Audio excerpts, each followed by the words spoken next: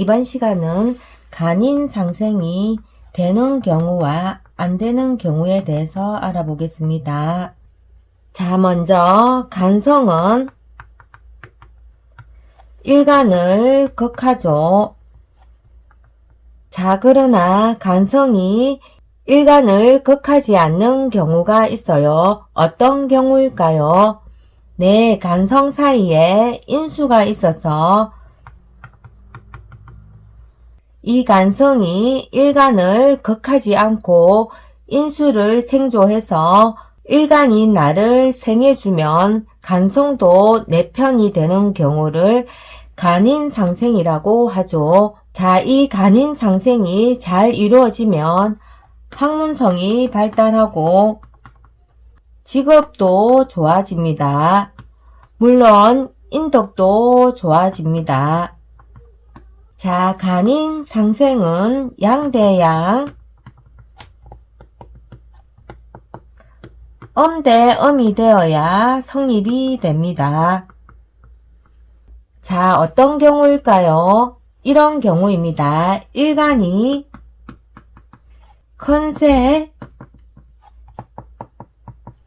경금이라면 인수인 흙기운이 큰 흙이라야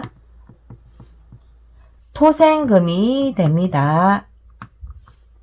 작은 흙으로는 큰 새를 보호하지 못하죠. 이런 원리입니다. 또 일간이 작은 새 기운이라면 인수인 흙 기운도 작은 흙이라야 토생금이 됩니다. 자, 만약에 큰 흙이라면 작은 새를 토다금매 시켜버리죠. 그래서 작은 새는 작은 흙이라야 토생금이 된다는 거죠. 또 일간이 큰 물이라면 인수인 쇠기운이 큰 쇠기운이라야 금생수가 됩니다. 작은 새는 큰 물을 생하지 못한다는 거죠. 또 일간이 작은 물기운이라면 인수인 쇠기운이 작은 쇠기운이라야 금생수가 됩니다. 자, 그래서 문의로만 간인상생이 된 경우가 있다는 거예요. 즉 사주팔자를 글자로 보면 오류가 발생합니다. 자, 그래서 사주 형국을 제대로 보려면 글자에서 벗어나 자연으로 보라고 해요. 그러면 사주풀이도 쉬워집니다. 자, 그리고 간인상생은 사주 형국에 따라 성립이 되기도 하고 안 되는 경우도 있습니다. 다양한 경우가 있다는 거죠. 자, 이 부분은 다른 영상으로 계속 올리도록 할게요. 자, 그럼 간인상생이 양대양, 엄대엄의 경우를 사주팔자로 예를 들어 보겠습니다. 자, 이 사주 간성이 병화, 정화죠. 이 간이 나를 극하나요? 나를 극하지 않고 축토, 술토를 생하죠.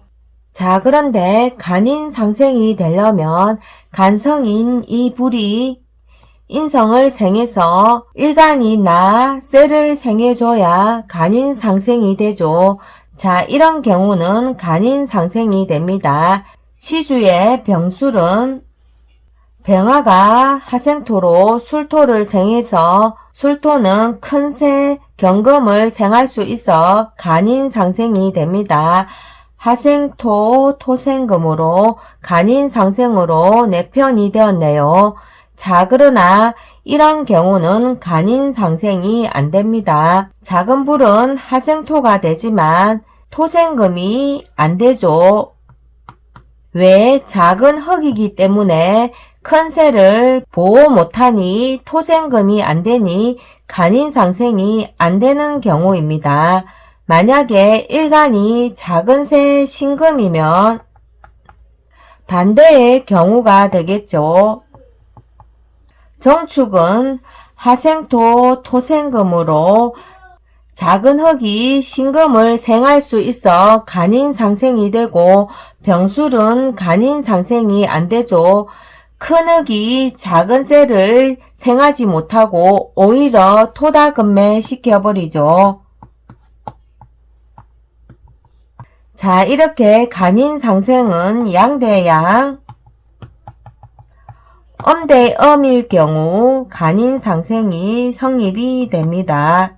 자, 그리고 간인상생, 성립, 불성립은 사주 형국에 따라 여러 가지 경우가 있으니 다른 영상에 또 올리도록 할게요.